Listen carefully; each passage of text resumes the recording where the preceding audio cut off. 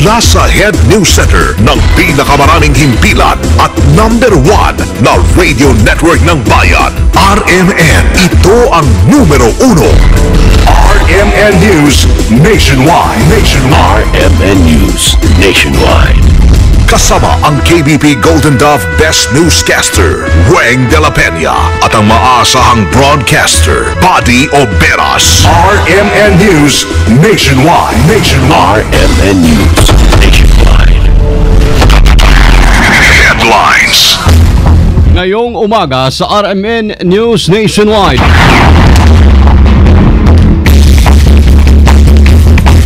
Janet Lim Napoles nakakulong na sa Makati City Jail pero hiwalay sa mga ordinaryong bilanggo. Yung isang opisina dito ay temporarily ginawang detention area niya, no? Isa na namang anomalya ibinunyag sa eksklusibong interview ng RMN at sabahan ng mga local officials ng Catanduanes at TESDA inilahad. Mayroon ng school na hindi naman registered sa Bicol. So, there are possibilities. Ang daming pwedeng halongkatin dyan. Daming pwedeng makita. I'm confident makikita yung kalokohan ng certain. Isa na namang broadcaster pinatay sa Iligan City. Pagtungo naman ni Paulo Aquino pinagpaliban dahil sa pagtangi ng Chinese government. Balitang negosyo, produksyon po ng palay bumaba ngayong ikatlong kwarter ng taon. Balita sa ibayong dagat, Taiwan maglala ng $100 million para sa tatayong pier sa Spratly Islands. Buong pagsasarang boses ng balita. RMN News Nationwide. Ikaw ba ay tutungo ng Cagayan de Oro? For the best hotel accommodation, stay at the VIP Hotel because you are a VIP. 61 taon nang sumusulong sa katotohanan. Tumutulong sa nangangailangan. Sa edad na 61, RMN pa rin ang may pinakamaraming number 1. Salamat mga kasama. Happy anniversary sa ating samahan.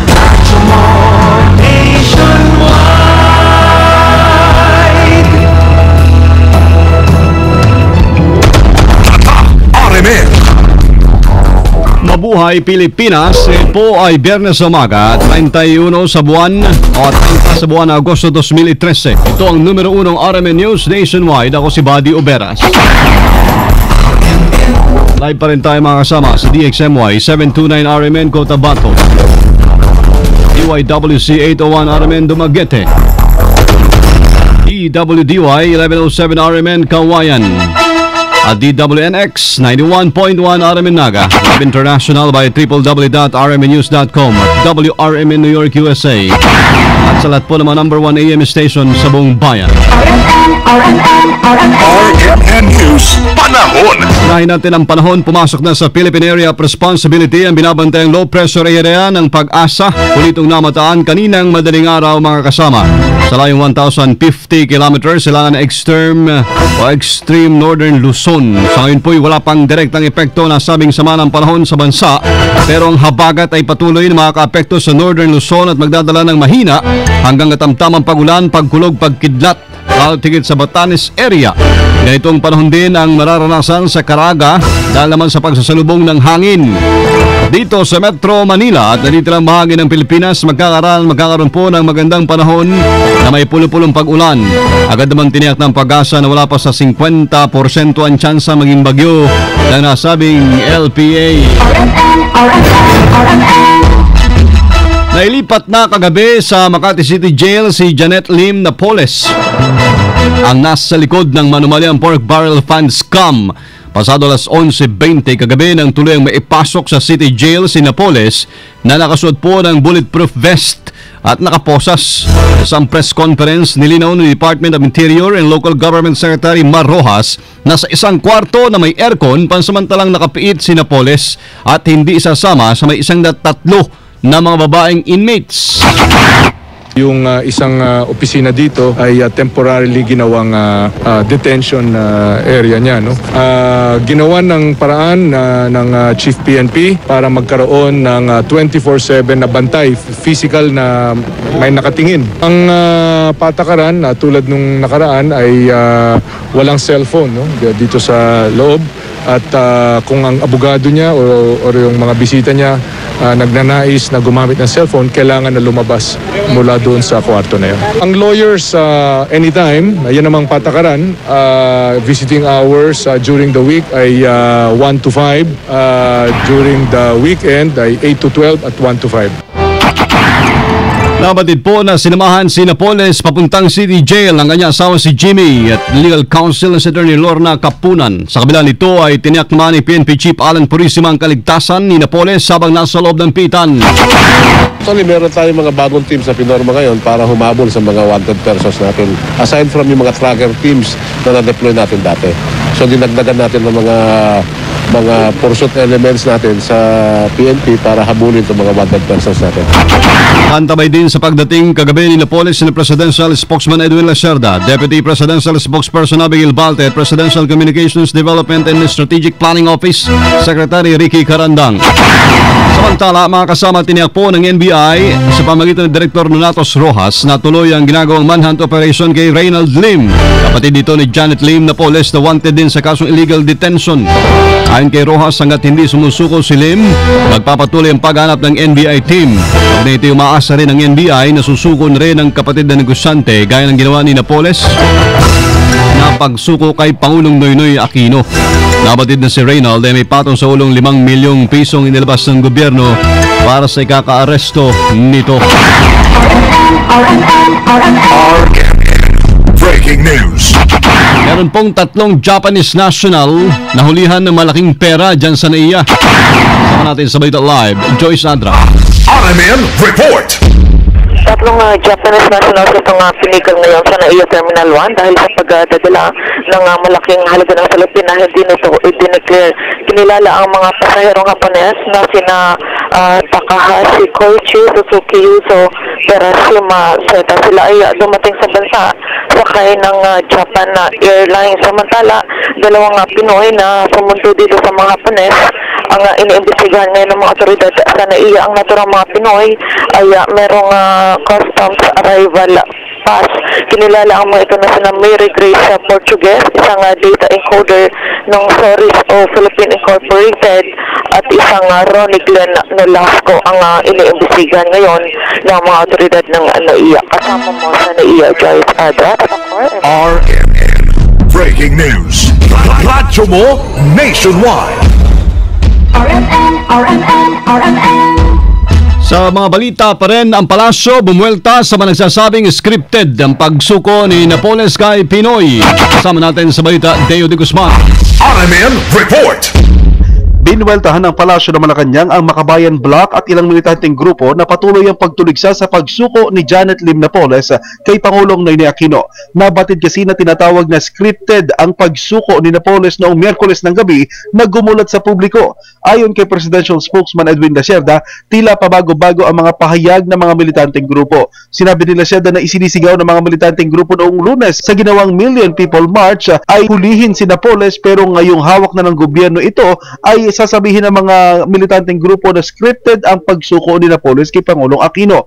Hinit ni Lacerda, wala silang pakialam sa anumang sinasabi ng Makabayan Group dahil ginagawa lang ng gobyerno ang kanilang trabaho. Kasama mo sa Palasyo ng Malacanang para sa DZXL 558, Deo de Guzman, Tatak RMN. Radyo mo nationwide. Mga assets ni Janet Lim Napoles dapat isuko sa gobyerno. Kasama natin sa balita, Kondibata. RMN Report.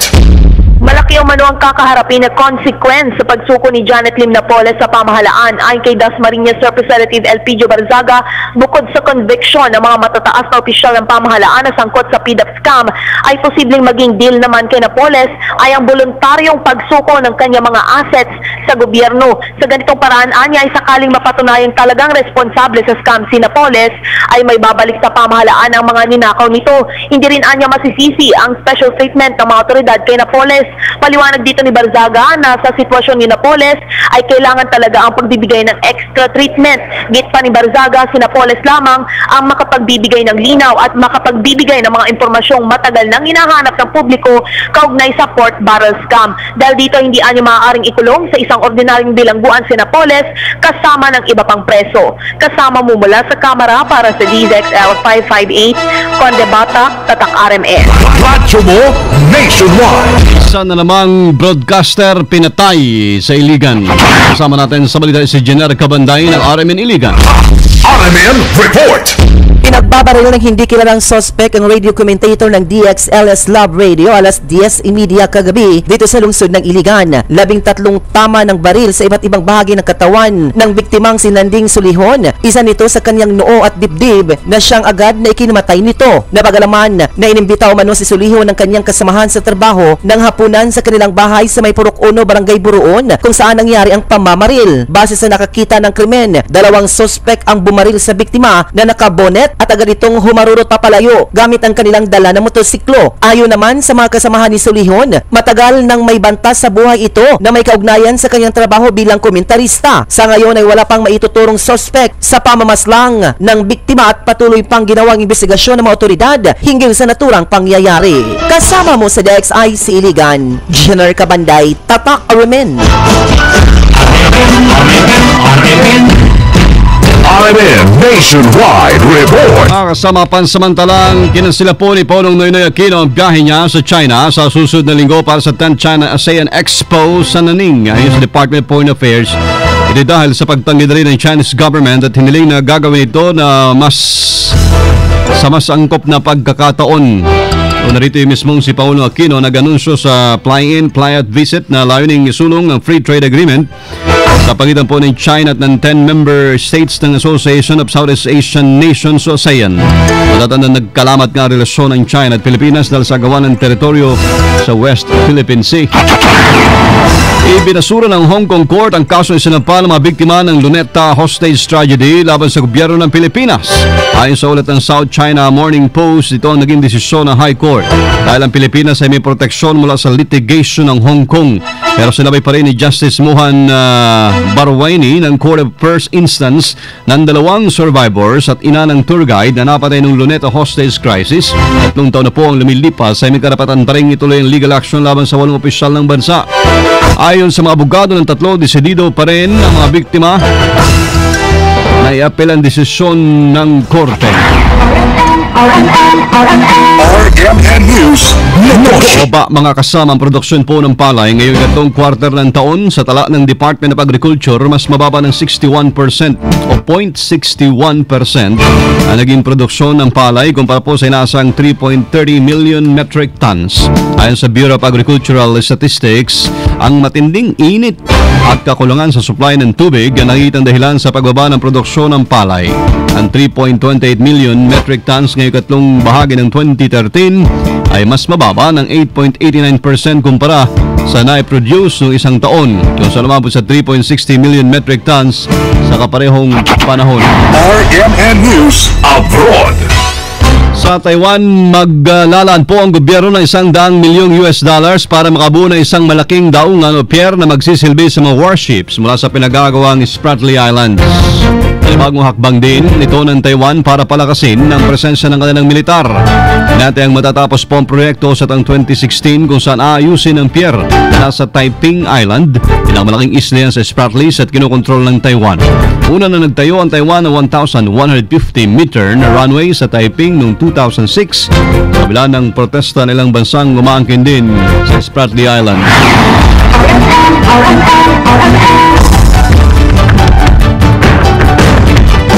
Live tayo mga kasama mula sa RMN News Center, Makati City, Metro Manila, Philippines. Inyo pong narinig ang numero 1 RMN News Nationwide ngayong Biyernes na umaga, August 30, 2013. Sa mga taga Zamboanga, no te vayas de Zamboanga. Susunod na po dyan si kasamang Joel Sanson, si kasamang Hermie Ventura sa RMN News Diretso, Balitang Zamboanga sa DXRZ 900. Panoorin natin pong naging pagbabalita ngayong umaga, alas 7. Sa YouTube pa rin mga kasama, i-type lamang ang RMN News Nationwide. Salamat po sa inyong naging panahon sa amin. Thank you Lord, muli tayo nagkasama-sama. Kasama nyo sa serbisyo publiko, sa alam po ni Weng de la Peña, ako si Buddy Obera. Dito pa rin sa tahanan na may pinakamaraming number 1, pinakamaraming himpilan. RMN, radyo mo nationwide. Pinakamalaking mga balita abot sa bawat Pilipino sa bansa. RMN News Nationwide. Para sa Ridang PhilHealth Tatak, alas 7:15 ng umaga. Sa paglinis ng bahay, dapat linisin kahit sa kasuluk-sulukan, pulido